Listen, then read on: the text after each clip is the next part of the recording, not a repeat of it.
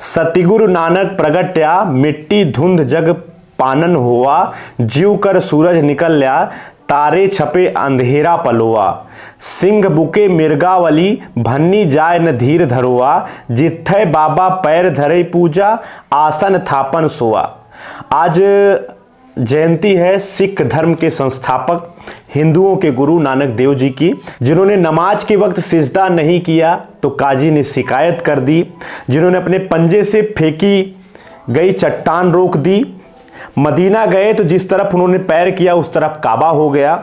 उन्होंने एक ऐसे उदार धर्म की स्थापना की जो आज भी उतना ही प्रासंगिक है, उतना ही महत्वपूर्ण है, जो अपनी उस उदार नीति के लिए जाना जाता है।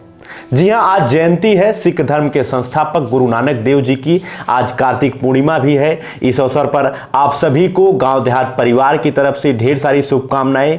मैं स्वागत करता हूं आप सबका अंजनी तिवारी गांव देहात के यूट्यूब प्लेटफॉर्म पर। जी हाँ, आज हम बात करेंगे गुरु नानक देव जी के जीवन चरित्र के बारे में, उनकी कुछ ऐसी शिक्षा के बारे में जो आज बहुत ही ज़्यादा प्रासंगिक है। आज गुरु नानक देव जी की जयंती भी है। तो बात करें गुरु नानक देव जी का जन्म आज ही के दिन 1469 ईस्वी में तलवंडी जो अब पाकिस्तान में है वहां पर हुआ था, और उनका जन्म स्थान अब जो है ननकाना साहब के नाम से जाना जाता है। इनके पिता का नाम मेहता कालूनाथ बेदी था, माँ का नाम त्रिपदा था। शुरू में इन्होंने फारसी जो है भाषा की शिक्षा ली और गोपाल पंडित से इन्होंने संस्कृत का ज्ञान प्राप्त किया।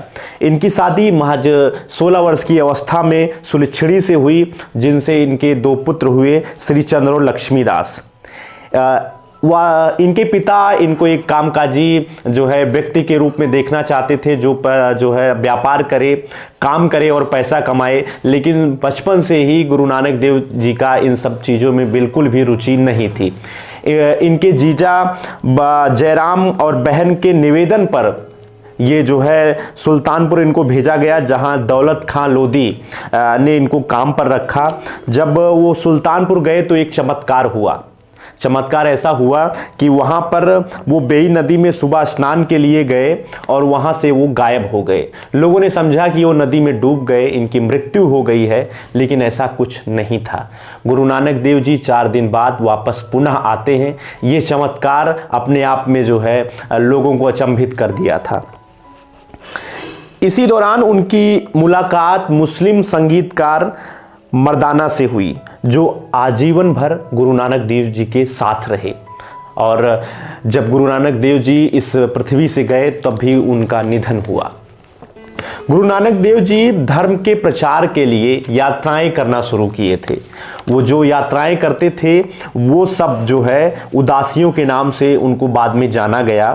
1500 ईस्वी से लेकर 1520 ईस्वी तक उन्होंने यानी कि 20 वर्ष तक लगातार वो देश विदेश की यात्रा किए, धर्म का प्रचार किए, अपनी शिक्षा का प्रचार किए, और इस दौरान उनकी सारी शिक्षाएं उदासियों के नाम से जगत प्रसिद्ध हुई।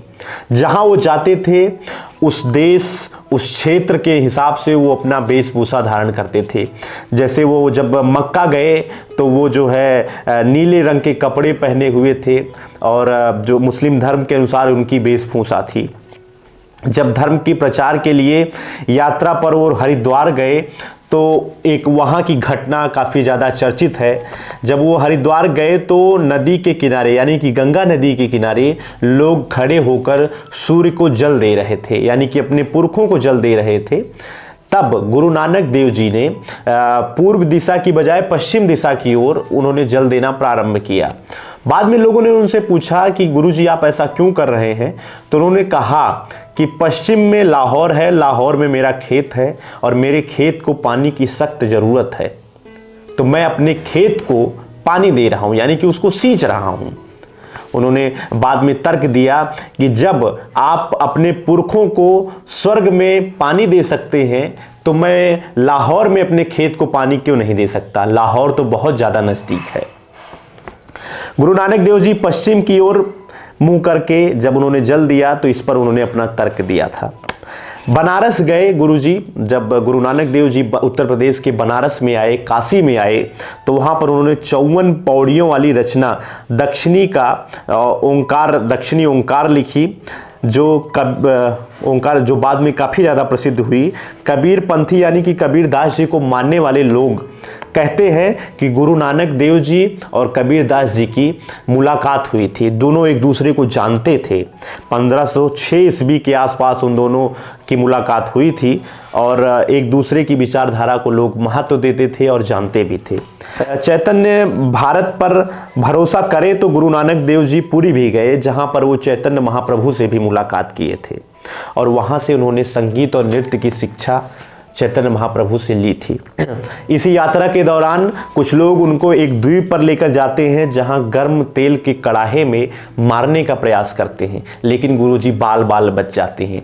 यहाँ से उनकी चमत्कारिक घटनाएं श्रुतियों में लोगों के बीच में फैलना शुरू हो गई थी। पाकिस्तान उनको ले जाया गया तो वहाँ पर एक जो है काजी ने इनको मारने का प्रयत्न किया और एक चट्टान को धक्का देकर इनके ऊपर गिराने का प्रयास किया, लेकिन गुरु नानक देव जी ने उसको अपने पंजे से रोक लिया। आजकल वो स्थान पाकिस्तान में पंजा साहिब के नाम से जाना जाता है।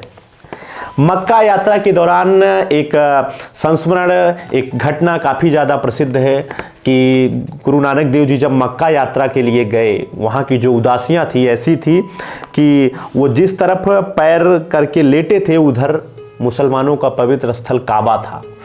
लोगों ने उनसे कहा कि आप उस तरफ पैर करके मत लेटिए, नहीं तो आप नरक में जाएंगे, यह एक पाप है। तो गुरु नानक देव जी ने उनसे कहा कि मेरा पैर उधर कर दो जिधर आपका काबा ना हो। तो लोगों ने उनके पैर, जिधर वो पैर करते उधर ही काबा नजर आता। तो एक कहावत जो है काफ़ी ज़्यादा प्रसिद्ध हुई कि मेरा पैर उधर कर दे जिधर तेरा काबा ना हो। उन्होंने कहा ईश्वर तो हर जगह जो है विद्यमान है, ईश्वर सर्वशक्तिमान है, कोई ऐसी जगह नहीं है जहाँ ईश्वर विद्यमान नहीं है। वहाँ से उन्होंने एक शिक्षा ये देने का प्रयास किया कि ईश्वर सर्वत्र है, बस आपकी अपनी आस्था होनी चाहिए। गुरु नानक देव जी 1520 से 1539 ईस्वी तक, जब उनका अंतिम वर्ष था, एक गृहस्थ जीवन के रूप में उन्होंने अपने इन वर्षों को गुजारा और ये जो है रावी नदी के तट पर करतारपुर में उन्होंने अपना ये पूरा समय गुजारा था। इसी समय उन्होंने 2 प्रथाएं शुरू की, एक लंगर की, एक सेवा की।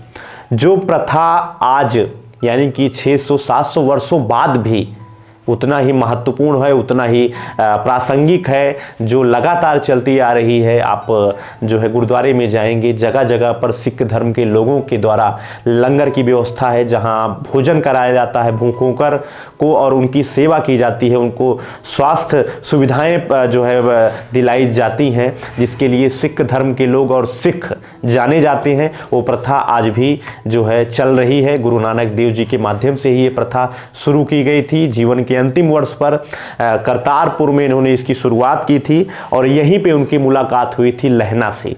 जी हाँ, वही लहना जो बाद में सिख धर्म के दूसरे गुरु यानी गुरु नानक देव जी के उत्तराधिकारी के रूप में जाने जाते थे। अंगद देव के रूप में पूरी दुनिया उनको जानी, उनको पहचानी और उनके त्याग और अपने धर्म को लेकर उनकी अडिगता और धर्म को मानने की उनकी अपनी अडिगता की वजह से सिख धर्म के दूसरे गुरु के रूप में अंगद देव पूरे विश्व में विख्यात हुए।